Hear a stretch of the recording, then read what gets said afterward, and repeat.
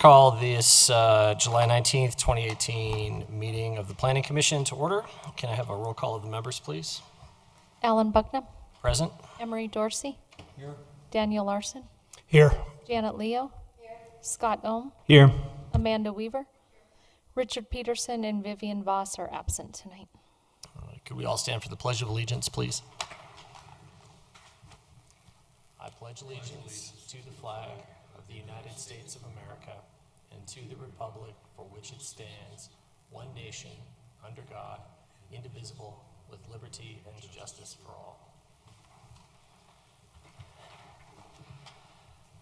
All right. May I have a motion to approve the order of the agenda for tonight, please? I'll make a motion to approve the order of agenda. Second. All right. Can I call for a vote, please? Motion passed 6-0. All right. Next up on the agenda is the approval of the minutes for June 21st, 2018. I motion we approve the the minutes from June 21st, 2018. Second. Is there any discussion on the minutes? All right. Let's vote.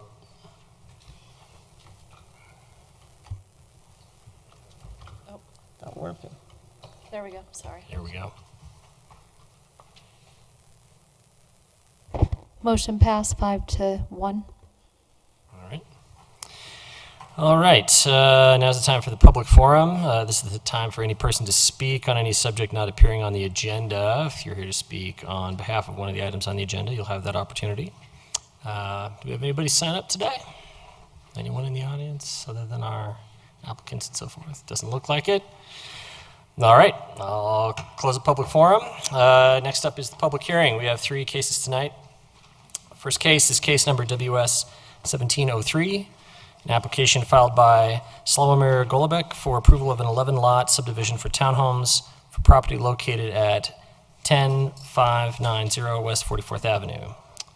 Staff, I have here a note that you are recommending a continuance. Could you clarify that for us, please? Yep, absolutely. I think we just jumped the gun a little bit. This project has been in the review process for a while for a variety of reasons. It's just had some engineering challenges. We thought we could get it packaged for this meeting, but we still have some technical issues that would make it a little bit too messy to get in front of you with a lot of conditions. So the applicant understands, and we met with them today to get an understanding of when they'll be resubmitting plans. And based on that and an allowance for us to go through one more review, we're targeting the September 20th, 2018, obviously, meeting. So that would be our recommendation for your motion. Okay. Does anyone have any further questions for staff? All right. We'll entertain a motion on continuance.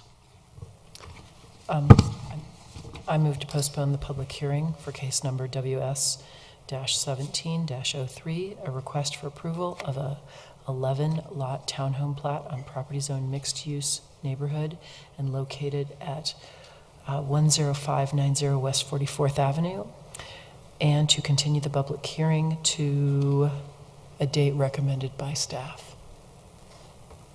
All right. Do we have a second? Second. Any further discussion? Okay. Let's vote. Motion carried 6-0. All right. Second case tonight, case number WV-18-01. This is an application filed by Roush Industries Incorporated for vacation of right-of-way formerly used for Miller Street, adjacent to 5185 Miller Street. Can I have the staff report, please?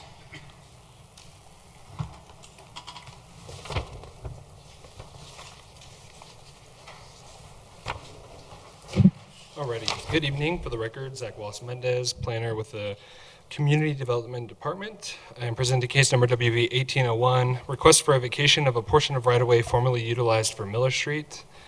I would like to enter into the public record the contents of the case file, the zoning ordinance, the comprehensive plan, and this digital presentation.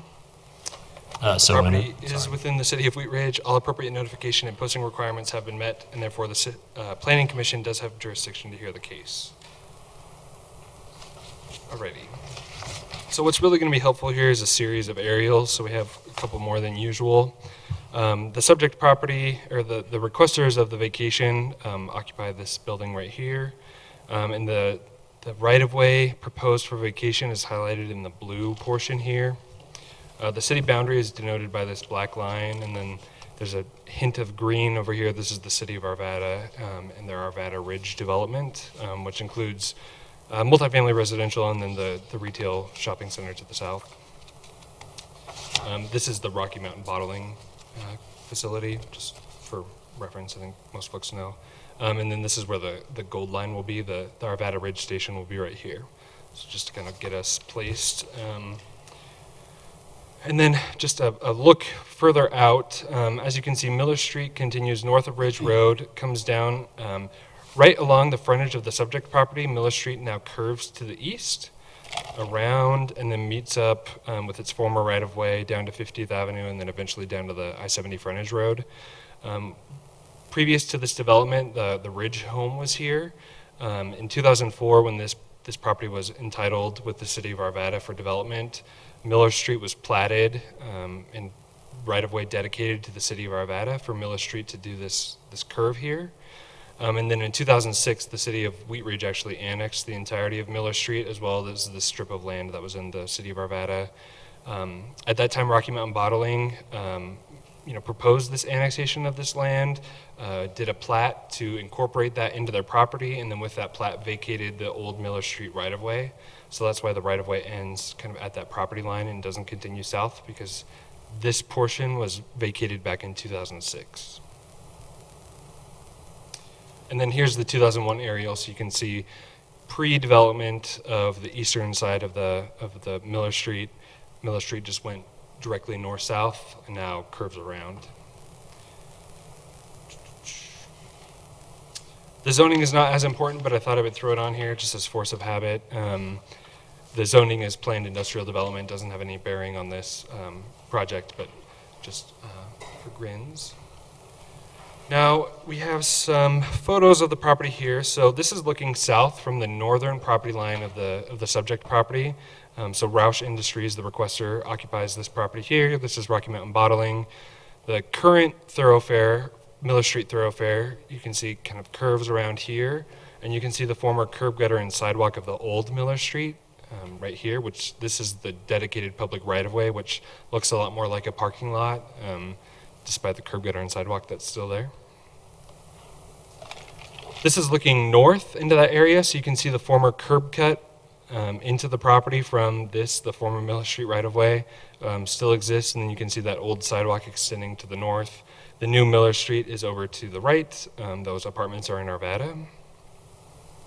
And then this is looking south at the portion of Miller Street right here that was vacated back in 2006. As you can see, Rocky Mountain Bottling has fenced in their property and kind of much incorporated that into their property and the circulation of their trucks and all of that. And the applicant is essentially requesting to do the same. I think you can see from their letter they have some safety concerns. It is public right-of-way, so folks park in that public right-of-way that are not associated with their business, which I think the applicant is here and can speak more to those concerns, but the company does have some safety concerns, and they've had issues in the past with folks parking there, which is why the request is happening now. Very important to all of our projects, but especially a right-of-way vacation is the referral. We received comments from these departments. The Public Works Department has requested a drainage and utility easement over the entirety of the portion of Miller Street right-of-way proposed to be vacated. The applicant did not have any opposition to that, and they're willing to do that, and that can actually be done when the right-of-way, with the same ordinance that the right-of-way is vacated. You can also plat that easement, so that's kind of all one swoop. The police department had no objection, and they were actually very supportive of the request. The city of Arvada was notified just because they are on the east side of Miller Street. They had no objections. Valley Water did note that they have a 12-inch water main line within the old right-of-way, so they have requested an easement by separate document, so not through our ordinance, but by separate document between the property owner and Valley Water District, so they can maintain that water line. But, once the easement is obtained, they have no objection to the right-of-way going away. The Arvada Fire Protection District had no objection. And then Xcel Energy also stated that they have, an intermediate pressure and natural gas mainline facility within that area that is to be vacated. Staff followed up with them about Public Works drainage and utility easement, and Xcel confirmed that that easement was sufficient for them to access their utilities within that right-of-way. So, overall, there was support with just a couple of requests for easements that the applicant is willing to pursue. So since we don't see vacations really quickly, or very often, I just wanted to very quickly go over the criteria with you. The first is that the vacation does not leave any land without access to established right-of-way, that the vacation is conformity with the city's comprehensive plan and the transportation sections explicitly. The proposed vacation will not have a negative impact on infrastructure in the city, and adequate easements have been reserved for the use or maintenance by the city. So the first, no access, this is the only property that utilizes that old Miller Street right-of-way, and they essentially use it as a parking lot or a throughway to their parking lot. And they will maintain access to the new Miller Street, as I'll call it, even if this right-of-way is vacated. The old right-of-way will be absorbed into their ownership and their property, so they'll be able to cross their own property. We'll talk about the comprehensive plan in just a second. There is no negative impact on the city infrastructure, and then as I just spoke to, there are adequate easements either in place or actively being worked on to fulfill those requests. So this is an excerpt from the city's comprehensive plan, the transportation structure plan. The yellow, there's nothing here in this area. So this is where the right-of-way vacation is. The curved line is the city boundary line, but also Miller Street. None of the streets in that area are denoted as anything. Just for reference, this yellow dashed line is a multi-use trail, so similar to what's been done further south on Kipling. The comprehensive plan envisions that going all the way up into Arvada. The solid orange indicates road capacity and safety improvements. The dashed red indicates a proposed future roadway. And then, of course, this is the commuter rail line in the Arvada Ridge Station. So there's nothing, the right-of-way vacation will not impact or have a negative impact on the comprehensive plan's transportation structure plan. And then I also, since we just updated the bike and pedestrian master plan, I thought that I would also add that as a city adopted document, Miller Street north of Ridge Road has bike lanes that extend up into the Skyline Estates neighborhood and up into Arvada. Ridge Road, Miller Street, and 50th Avenue are all proposed bike lane or bike facility corridors is what the plan calls for, which essentially means bike lanes. And then these dashed yellow lines aren't adjacent to the subject property, but those are low volume streets that could support something like a Sharrow or something like that. So the vacation of the old Miller Street right-of-way will not compromise this future bike lane along the curved portion of the new Miller Street. So once again, the vacation would be in compliance with the bicycle and pedestrian master plan.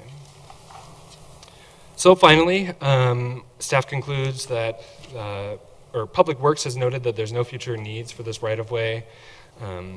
This vacation will not leave adjacent property without access. It is not in conflict with any of our adopted plans.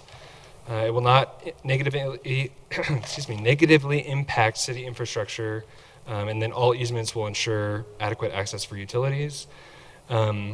Since the Public Works and Xcel easement will be part of the ordinance, we have no conditions for that, but we do have a condition of approval that an executed easement with the Valley Water District be presented to staff prior to City Council hearing. I spoke with Roush Industries, their city attorney, or not their city attorney, their Roush Industries attorney, and they said that they're about this close to signing that document. I guess they've worked through with Valley Water everything that they need to. They're just kind of waiting on signatures, is my understanding. So that should be done and executed very soon. And with that, we recommend approval. I don't think I said that, sorry, with one condition. I'd be happy to answer any questions. The applicant who works out of the Roush Industries office here in Denver or in Wheat Ridge is here and can answer any questions that you might have. Great. Okay, thank you for the presentation. Let's start over with Commissioner Weaver for questions. No questions. Commissioner Leo? No. All right, Commissioner Larson? No questions. No questions. Commissioner Dorsey? No questions. All right. Just one quick question for you. When is City Council anticipating taking this up? I don't remember off the top of my head. Let's see. I think it's sometime in August, August 13th. Okay. What we have it scheduled for, I believe. All right, great. Thanks. Sorry, we sent it out with the letter. I just don't remember off the top of my head. I apologize. Okay, no, that's fine. Just thinking about that in context to the document, it needs to be ready before that. Just Sure, getting an yeah. idea of how much time now they've got to make that prepared. Okay. Yeah, and if the document isn't ready, then we'll either not publish for that hearing or ask for a continuance, just so they can get that document in hand. But it sounds like they thought they needed it for this meeting, and so they called me frantic, saying, "We're not going to have it ready for the 19th." We said, "That's okay. We'll add it as a condition of approval, but make sure we get it by the city council date." So I think they're close. Okay, great. Thank you. Would the applicant like to come up and add anything to staff's comments? No. Okay, if any of us have questions, we'll call you up. Questions over here? Questions over here? No questions? Okay. All right. Great. Well, now it's time for the Citizens Forum. Are there any citizens signed up to speak? I don't.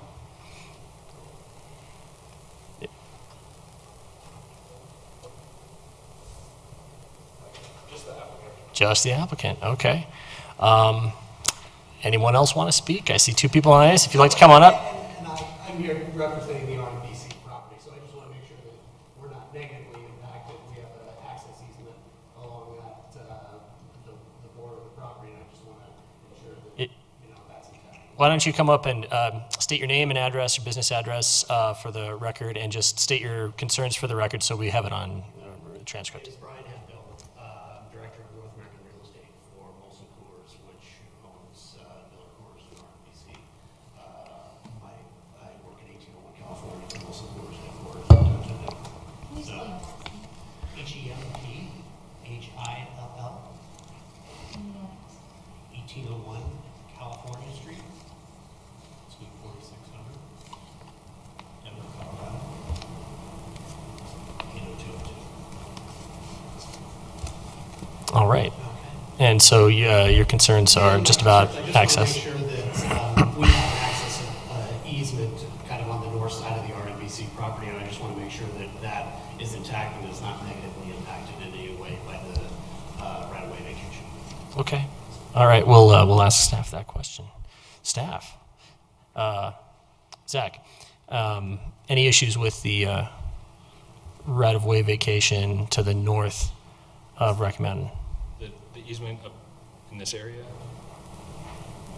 So this is kind of the whole property, but this is the access easement that we've got here.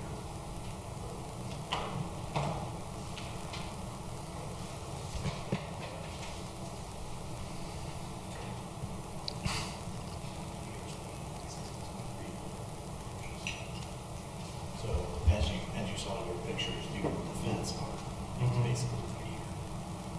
Oh, okay. So was the easement? It's with Nelson Real Estate Properties. Garage building, I believe. Yes, that's the garage building. So essentially through here. Correct. It comes basically around. Okay. And so my main concern was kind of this.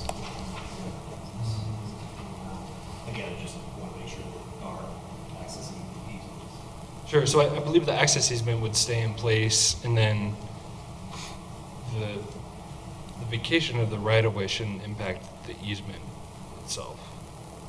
Okay. Yeah. That's just what I want to ensure.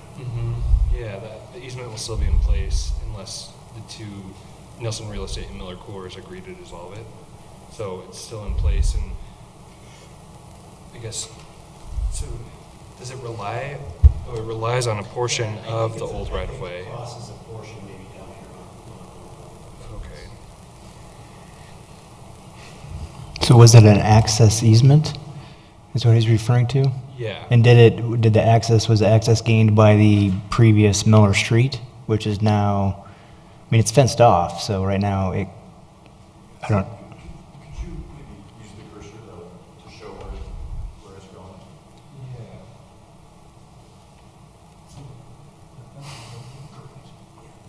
So if you could, it might even be easier to go back to your picture that you had of the RBC. Right there, yeah. So that's basically what I'm talking about. So it's this area here, this paved area within their fence. So no, sorry, I was a little confused where this was exactly. But Yeah, so this, you can see kind of the circle curve inside. yeah, So, I actually don't think that we knew that that was on their property, granted access to you. So it's within this fenced area, so it should have no impact. The right-of-way vacation should have no impact on their access easement within kind of this roadway. because the vacation is just it's basically deeding the property over from the city to a private landowner. It doesn't have any impact on any easement unless that's specified as part of the Sure, so the transfer, only thing right? that I was looking at was to make sure that a portion of the right-of-way wasn't assumed to be the access point. Okay. You know, and then the easement starts within, you know, somewhere within the property boundary, if that makes sense. Okay. So then, but it doesn't. It's entirely right here, and the right-of-way doesn't appear. That's my concern, just from the picture, it looks like, you know, because of our, if you look from here, you know, this kind of fence. So just because of the tail portion. Was this recently paved, this portion? This is not showing up in the aerial. I don't know the exact date. The access agreement, was, December 15th,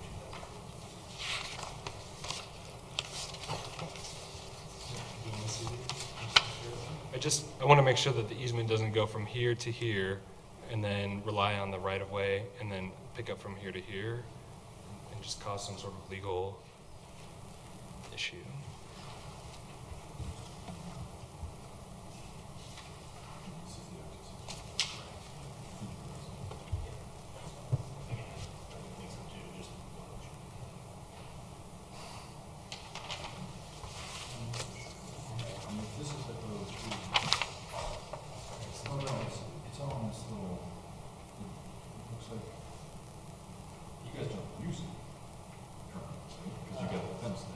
Well, yeah, if you look at it, again, going back to the picture.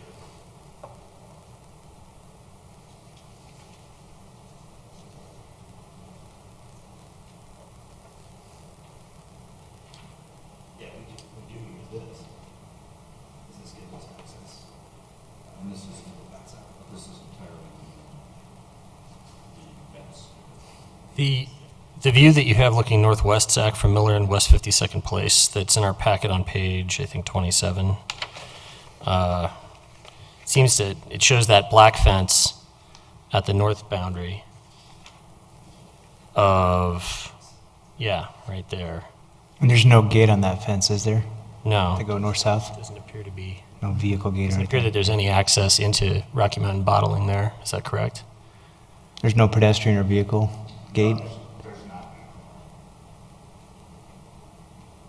The only entrance to that property right there is down the street. That's correct, yeah. Closer to 250.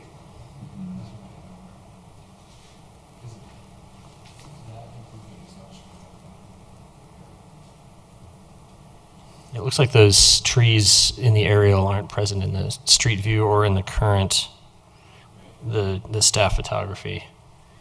So, They got cleared. looks like they used to exist around that corner. Yeah. Maybe hid that street that has the rear access to Rocky Mountain Bottling. I think it's actually to the south of your arrow there, Zach, like where those trees are. You see how there's that curved road right there in the northeast corner? Yeah.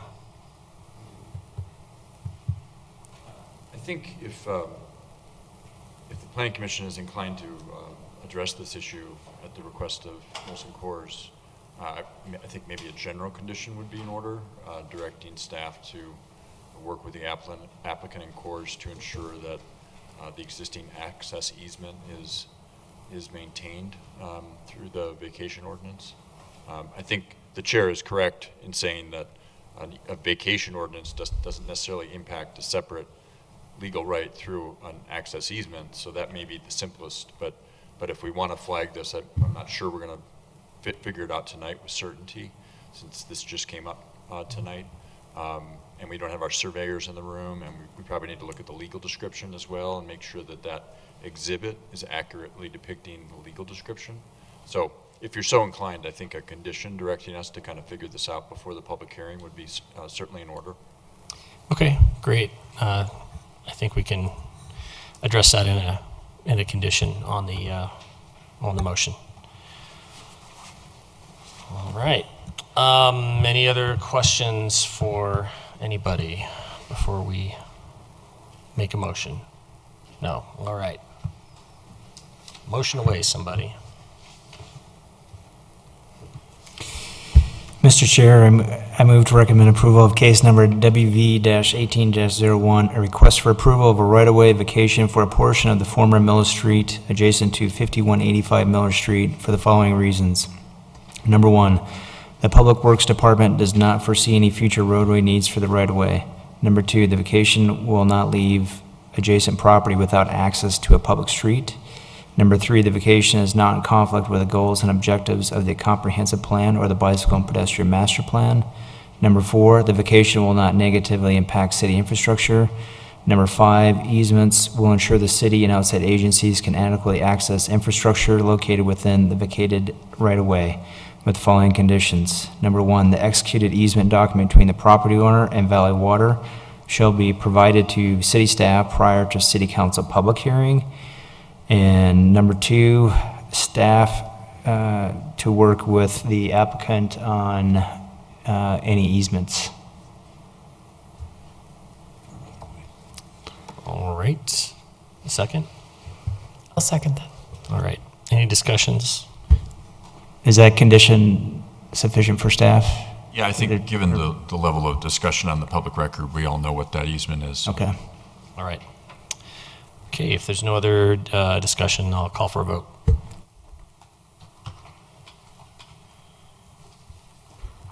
Motion carried 6-0. All right, thank you. All right, our last case for tonight is case number ZOA-18-04. This is an ordinance creating a new section 26-643 of the Wheat Ridge Code of Laws prohibiting the use of freestanding emergency room facilities. Ken Johnstone. Yes, the third in a series of kind of unique ordinances that you've had the pleasure of reviewing in the last couple of months. Freestanding emergency rooms, as is noted in the staff report, they're a relatively new land use concept. Been around in Colorado for probably a half dozen years. They've existed in other parts of the country for certainly 10 plus years, so they're not new.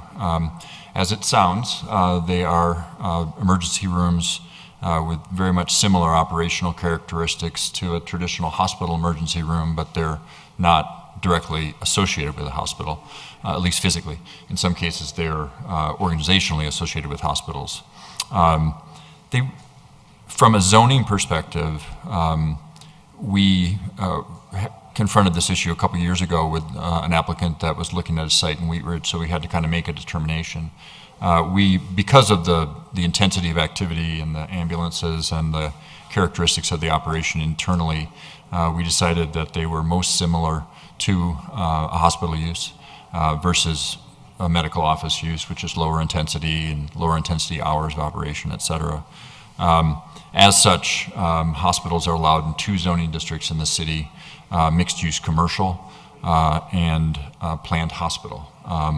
We have a lot of mixed-use commercial in the city, as the commission is aware. We have 1 large planned hospital district as well, which is, of course, the SCL Exempla Hospital in the center of town.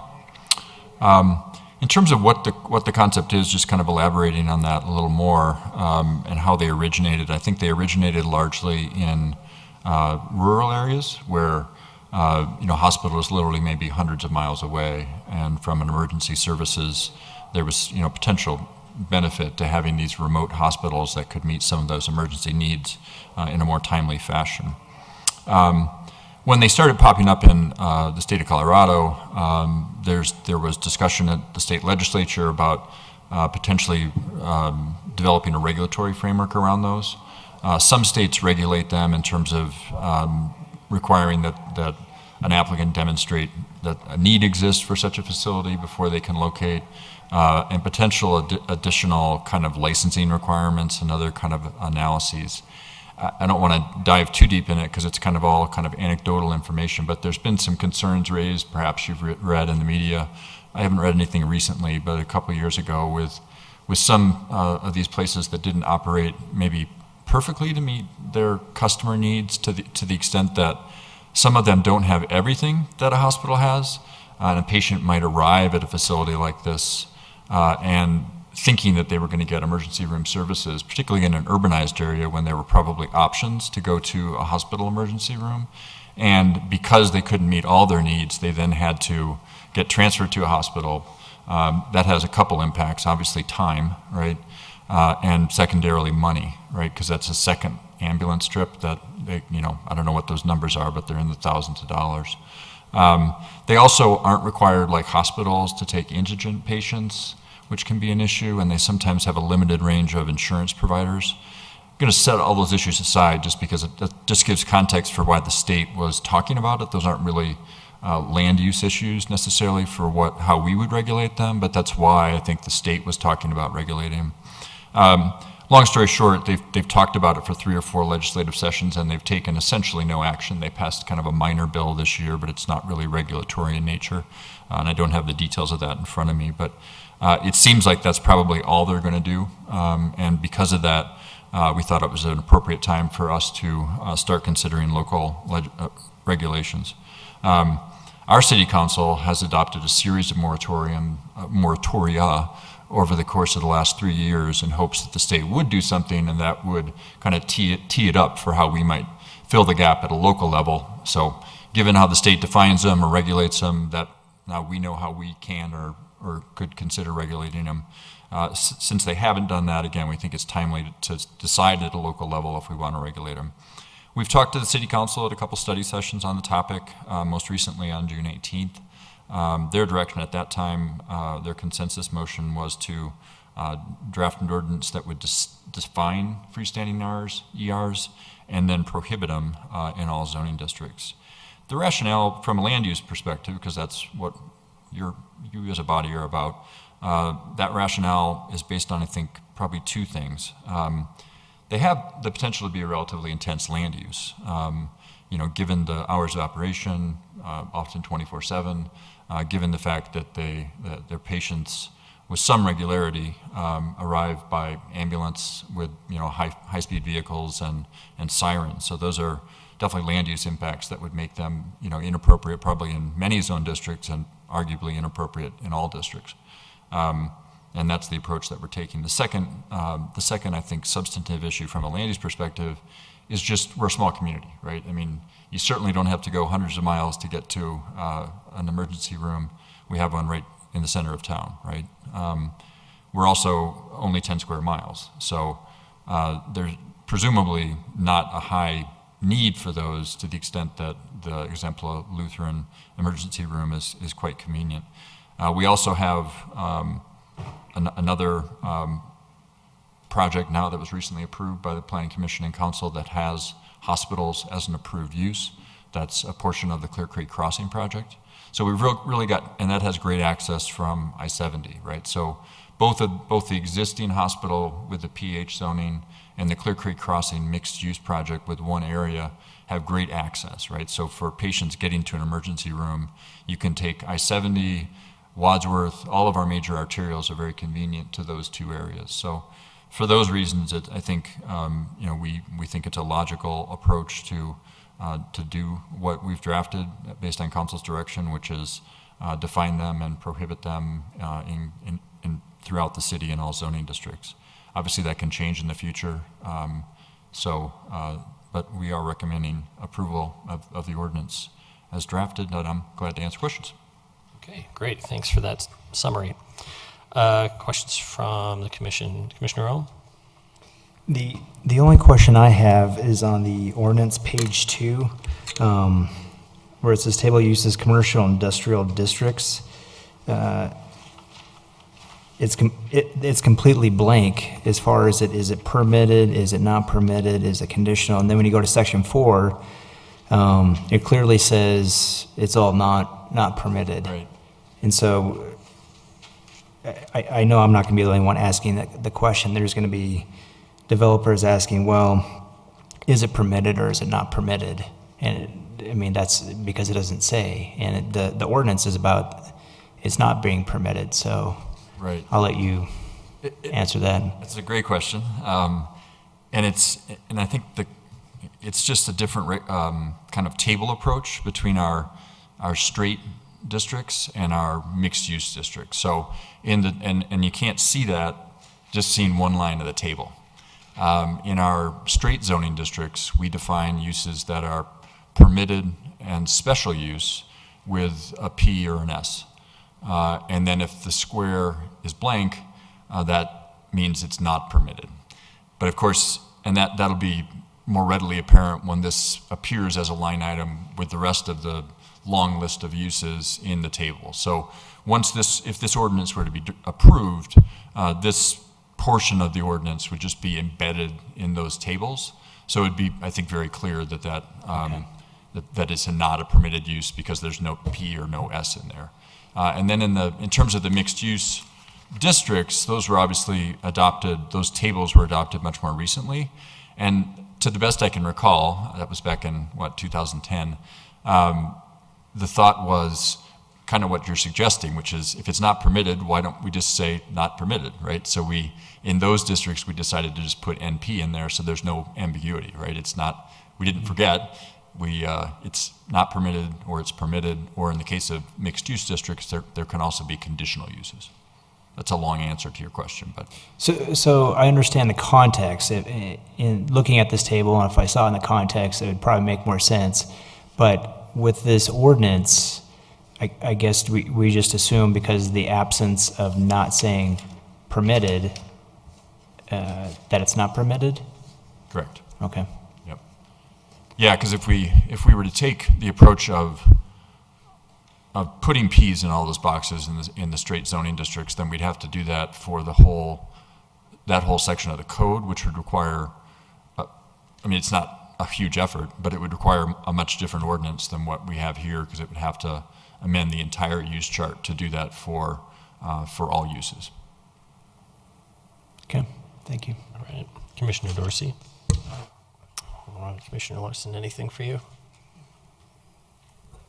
I guess my question goes to more of the definition, and if we could get maybe a little more clarification on the difference between a freestanding emergency room and an urgent care and a medical office. Yeah, that too is a good question, and we did some research on that topic, and there aren't many good definitions of urgent care, and not a lot of communities out there that define those either. We decided, for better or worse, that I think that silence just might be helpful and put us kind of in the driver's seat of determining, based on a specific operational model of an urgent care versus a freestanding ER, of let them tell the story if they want to, convince us that it's definitely an urgent care, not a freestanding ER. I think we'll be able to make those determinations. It's a great question, but we did think about it and just decided that on balance it was hard to find a good model for defining urgent care as well and putting everything kind of in a tidy box.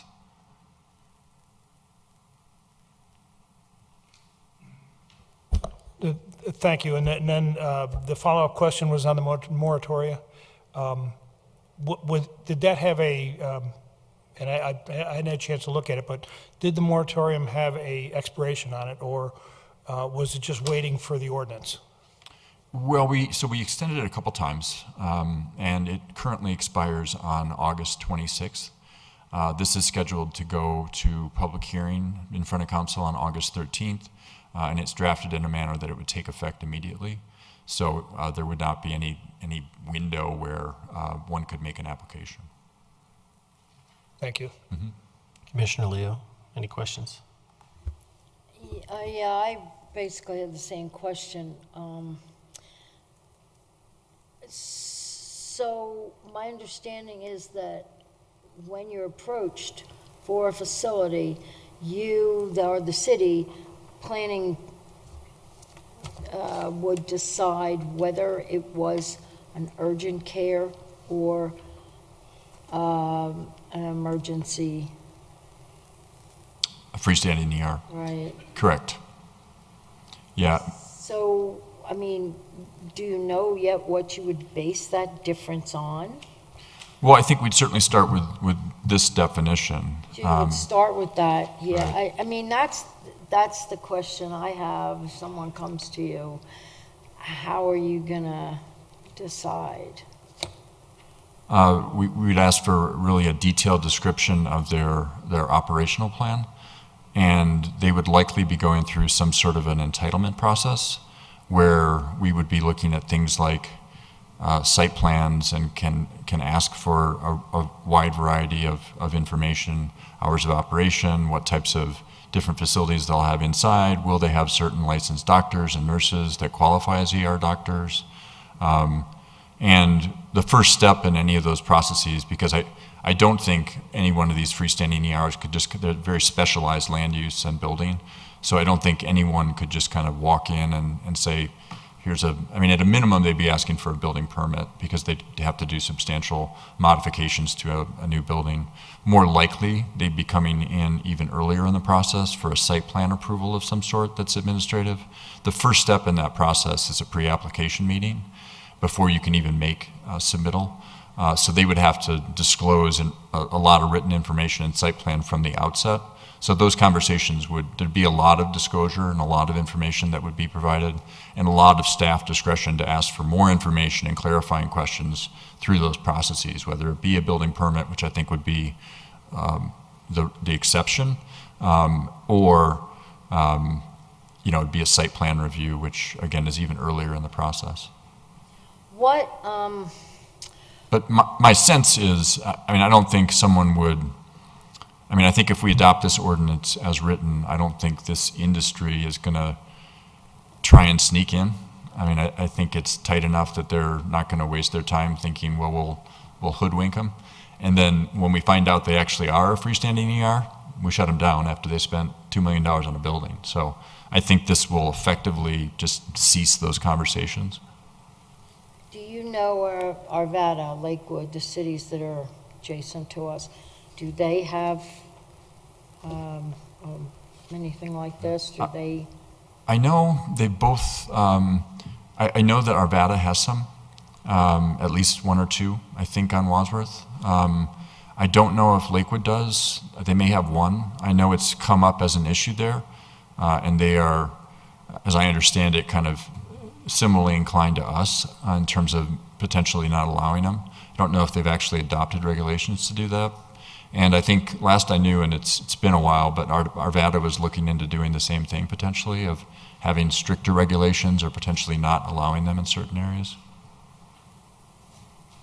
Okay, thank you. Commissioner Weaver.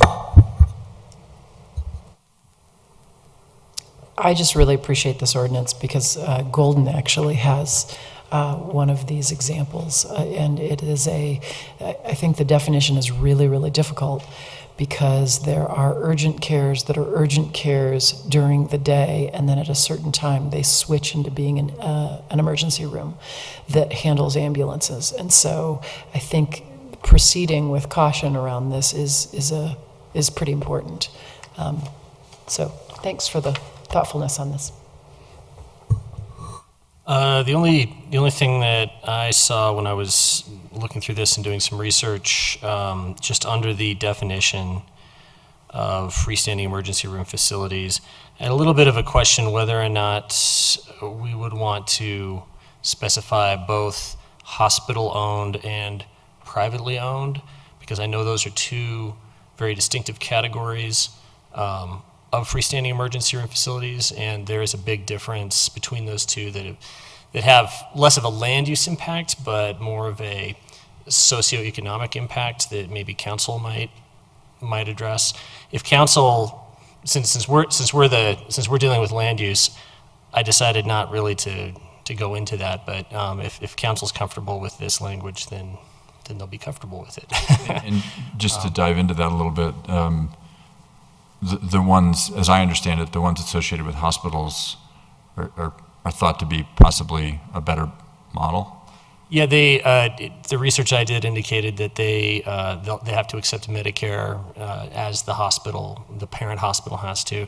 They have to be regulated just as the hospital does. They have to maintain the same sort of standards for handling systematized patient records and all of that stuff. Privately owned freestanding ERs do not have to necessarily abide by any of those. They can kind of make their own decisions. They just have to abide by whatever federal and state regulations apply to any public buildings, such as the Americans with Disabilities Act and the Family Medical Leave Act for their employees, for example, not necessarily emergency room specific or hospital specific regulations. So since this is a much more general definition and it really just sort of defines any freestanding emergency room, I imagine that will cover the socioeconomic concerns council has. From a land use standpoint, I think it's fine. So I'm not going to recommend that we make any changes here to that. So we've answered all our questions. Now is the time for the public to speak. I don't see anybody here. Nobody signed up. So I'll close the public portion of the hearing and call for a motion.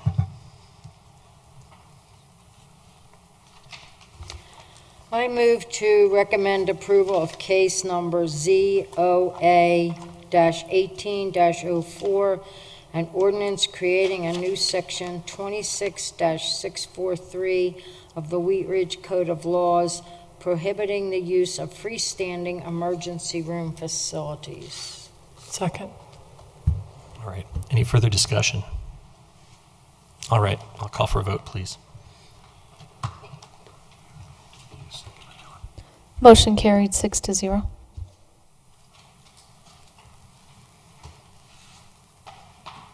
I just want to confirm, we did get a second, right? That went? Yes. Okay, that's what I thought. Just making sure. Okay, great. Those are all our public hearing cases for today. Do we have any old business to discuss? The only old business I might note is I updated you recently on the status of the neighborhood revitalization strategy update. We got a robust committee, and it was I think 26 or 27 applications, and council decided just to appoint them all rather than try and whittle that down to, I think the consultant's perfect number was like 22. So they just appointed them all, and they had their official kickoff meeting last night. I had a conflict and wasn't able to attend, but I heard it went well, and so we're excited to have that process going again. And as I noted in the previous update, you guys will be involved in a pretty significant way, probably at least 2 joint study sessions with City Council at different junctures in the process. So look forward to that process getting going. Great. Okay. I have some questions on old business. Oh, yeah. The first one is the cell phone towers. I know we passed something a while back that Attorney Dahl had mentioned, and I'm aware that the city of Denver is having a tough time with I think it's the 5G cell phone towers popping up everywhere. Is that not a problem for us, I guess? Yes and no. I mean, it's not a problem. I think because we are on top of it in terms of drafting regulations. I'm not sure. I can't speak to whether Denver did, but I'm familiar with the same issue that you've had, which is they've just kind of popped up in some awkward locations in the right-of-way, which is exactly why we wanted to be in front of that issue in terms of dictating where they can and can't go.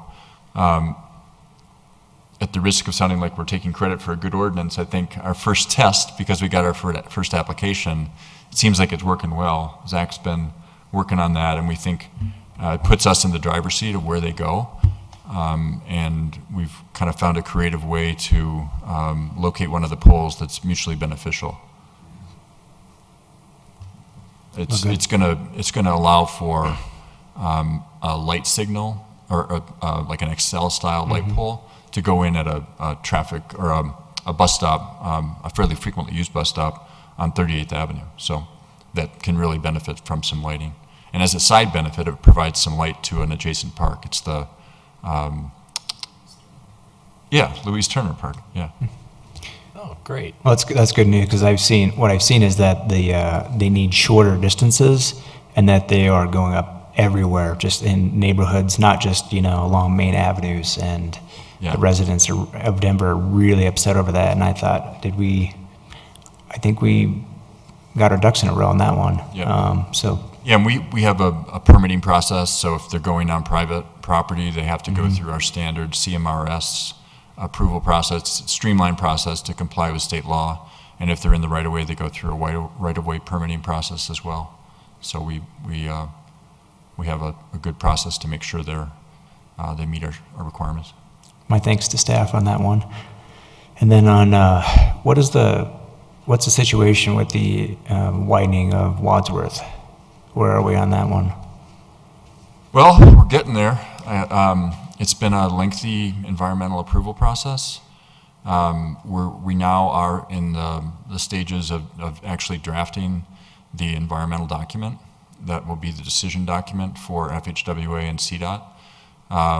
So we've gotten past all the hurdles associated with the historical designation.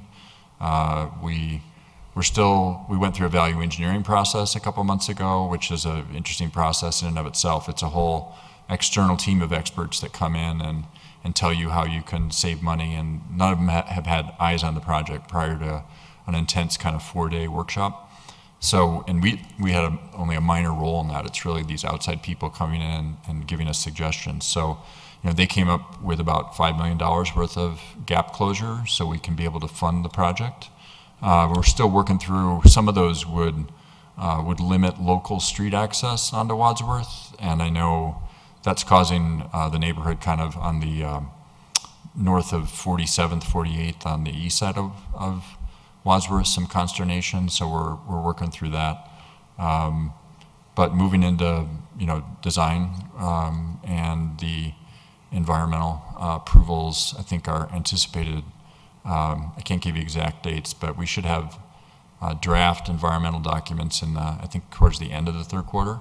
We had our kickoff meeting with all the environmental specialists who will be drafting that report about a week ago. Thank you. Great. All right. New business. Anything new? Nothing new in Wheat Ridge. We know that's not true. It's not true. No new business specific to us. Lucky's is opening on August 8th. Oh, great. We got all the final documents approved for the financial agreements with the Clear Creek Crossing project, and got a subdivision improvement agreement recorded yesterday, day before. I was going to say, I think it was Wednesday. Friday. that Right, got yeah. submitted. So lots more stuff in the works. Great. Okay. Do we have a meeting? When's our next meeting? Oh, yeah. When's our next meeting? I don't think we have one on the 2nd. Yeah. It's not in 2 weeks. Okay. I think August 16th. August 16th. Okay. All right. All right. Well, if there's nothing else, I'll entertain a motion to adjourn. Mr. Chair, I'd like to make a motion to adjourn. Have a second? Second. All these seconds. Let's vote. Motion passed, 6-0. All right. Thanks, everybody. Thanks.